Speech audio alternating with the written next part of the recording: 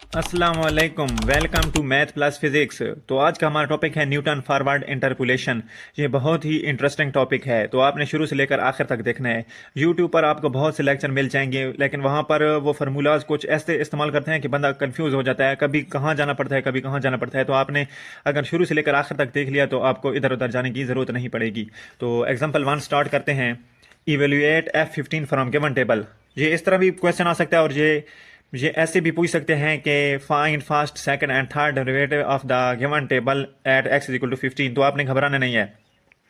Table में सबसे पहले x की वैल्यू गिवन होगी, फिर y की वैल्यू गिवन होगी, या f ऑफ x की वैल्यू गिवन होगी, क्योंकि y is equal to f of x भी होता है। ठीक है, तो अब वो F15 कह रहे हैं, तो 15 10 और 20 के दरमियान आता है। तो ये जो है शुरू में आ गया, तो शुरू में जब आएगा तो न्यूटन फॉरवर्ड इस्तेमाल होता है, और अगर आखिर पे हो कोई वैल्यू हो तो फिर बैकवर्ड इस्तेमाल करते हैं, और अगर कोई दरमियान में आ जाए तो फिर आपकी मर्जी है, जो भी इस्तेमाल कर लें।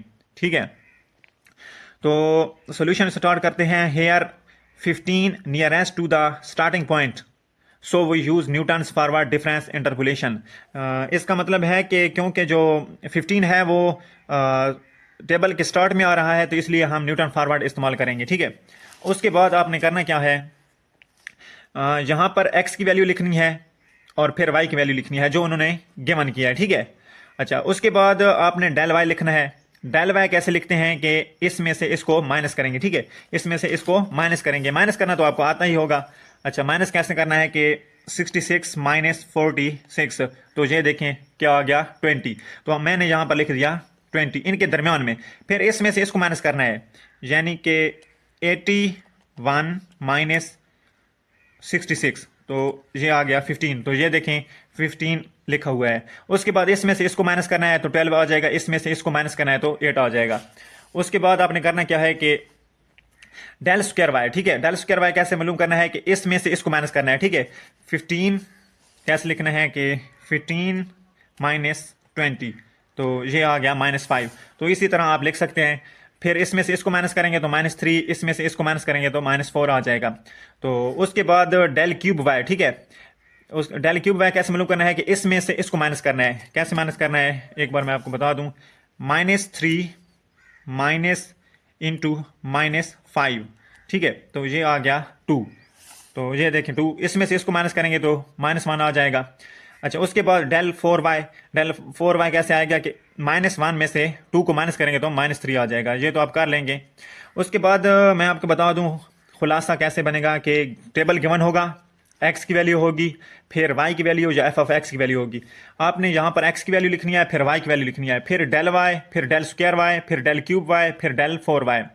पहला y अकेला होगा, दूसरे का साथ डेल, तीसरे के साथ डेल स्क्वायर, फिर डेल क्यूब, फिर डेल 4। उसके बाद अगर जाएगा तो डेल 5, उसके बाद डेल की पावर 6, तो ऐसे चलता जाएगा। यहाँ पर खत्म हो गया। जहाँ पर आखिरी वैल्यू एक बच जाए तो वहाँ पर आपने खत्म कर देना है। तो आप फार्मूले की तरफ चलते हैं कि फार्मूला कौन सा इस्तेमाल करना है। f of x is equal to f y naught plus p del y naught plus p into p -1 divided by 2 का factorial del square y naught plus p into p -1 into p -2 divided by 3 का factorial del cube y naught plus p into p -1 p -2 p -3 divided by 4 का factorial del 4 y not. अगर आगे भी होता तो हम उसे इसी तरतीब से लिखते जाते। ठीक है, तो आपने याद रखना है कि पहले वाई नॉट अकेला होगा, फिर पी डेल वाई नॉट आएगा, फिर पी इंटू पी -1 और डेल स्क्वायर हो जाएगा। इसी तरह जितने पी होंगे उतने डेल के ऊपर पावर होगी और उतना ही डिवाइड होगा। देखें ना, अब 3 पी है और पावर भी 3 है और डिवाइडेड बाई भी 3 है, तो इसी तरह आप लिखते जाएंगे। ठीक है, इतना मुश्किल नहीं है।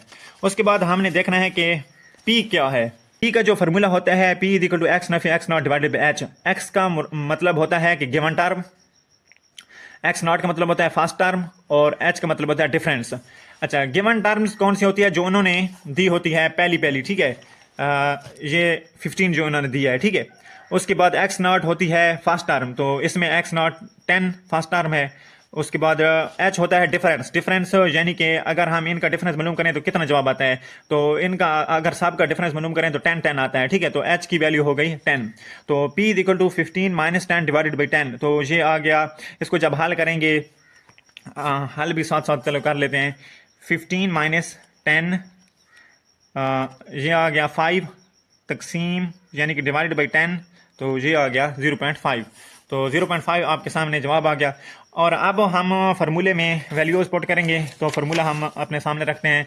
तो ये फार्मूला है, ठीक है, फार्मूला हमारे सामने है। तो एफ ऑफ एक्स, तो एक्स की वैल्यू 15 है, मैंने लिख दिया एफ ऑफ एक्स 15 बराबर है वाई नॉट। वाई नॉट की वैल्यू आपने ध्यान देना है कि जब न्यूटन फॉरवर्ड इस्तेमाल होगा तो साफ से ऊपर वाली आपने वैल्यू लिखनी है, ये वाली जो है ना, ये ऊपर वाली सिर्फ आपने वैल्यू लिखते जाना है, ठीक है, जहाँ जहाँ वाई नॉट आएगा। अच्छा अच्छा,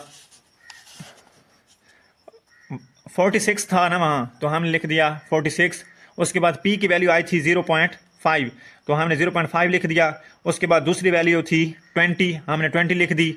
उसके बाद plus P into P minus 1, P की वैल्यू थी 0.5, तो ये देखें 0.5 इंटू 0.5 माइनस 1 डिवाइडेड बाई 2 का फैक्टोरियल 2 ही होता है ना।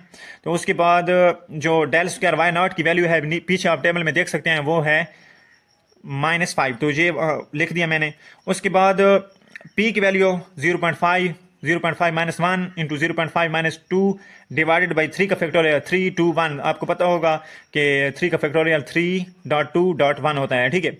और डेल क्यूब वाई नॉट की जो वैल्यू है वो है 2, ठीक है। उसके बाद हम यहाँ पर आ जाते हैं, P की वैल्यू है 0.5, तो ये देखें 0.5 into 0.5 minus 1, 0.5 minus 2 into 0.5 minus 3 divided by 4 का फैक्टोरियल 4.3.2.1, ठीक है। और उसके बाद डेल 4 वाई नॉट की जो वैल्यू है वो है -3। तो आपको एक दफ़ा मैं टेबल में दिखा देता हूँ।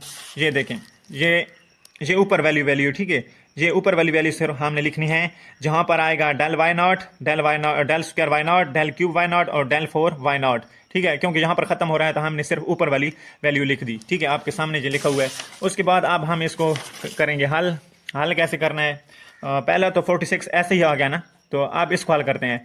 इसको हल कैसे करना है कि हम लिखेंगे 0.5 मल्टीप्लाई बाई 20, तो ये आ गया 10, तो ये देखें 10 लिखा हुआ है।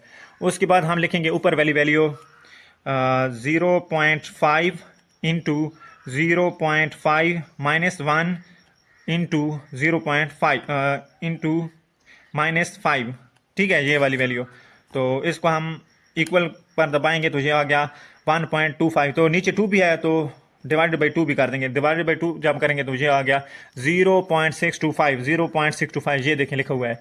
उसके बाद ये वाली वैल्यू अब हमने करनी है, तो हम लिखेंगे 0.5 इंटू 0.5 माइनस 1 इंटू 0.5 माइनस 2। उसके बाद ये 2 भी है साथ में, मल्टीप्लाई बाई 2 भी कर देंगे, इंटू 2, तो इक्वल पर दबाएंगे तो ये आ गया। और नीचे है 3 2 1 यानी कि 6, ठीक है, आपके ज़रूर देना तो आता ही होगा, तो तकसीम 6 पर हम जब करेंगे तो ये आ गया 0.125, ठीक है। उसके बाद आगे चलते हैं, तो आप ये वाली वैल्यू मालूम करते हैं 0.5 into 0.5 minus 1 into 0.5 minus 2 into 0.5 minus 3 into ये -3 वैल्यू है, ठीक है, -3 हम लिखेंगे, ये -3 मैंने लिख दिया और इक्वल पर दबा दिया तो ये आ गया 2.8125। तो तकसीम जो है इस पर डिवाइड क्या करेंगे, डिवाइडेड बाई 24 करेंगे, डिवाइडेड बाई 24 करेंगे तो ये आ गया 0.117185। अब करते हैं इनको जमा, 46 प्लस 10 प्लस 0.625 प्लस 0.125 प्लस 0.117185, तो ये हमारे पास आंसर आ गया 56.8672, ठीक है। तो ये देखें,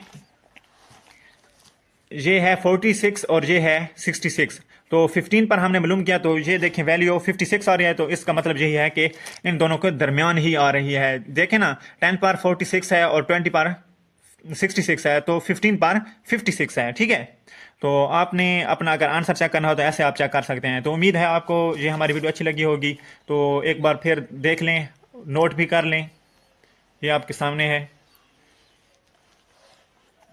ये भी पेज है। तो मिलते हैं नेक्स्ट वीडियो में, तब तक के लिए अल्लाह हाफिज़।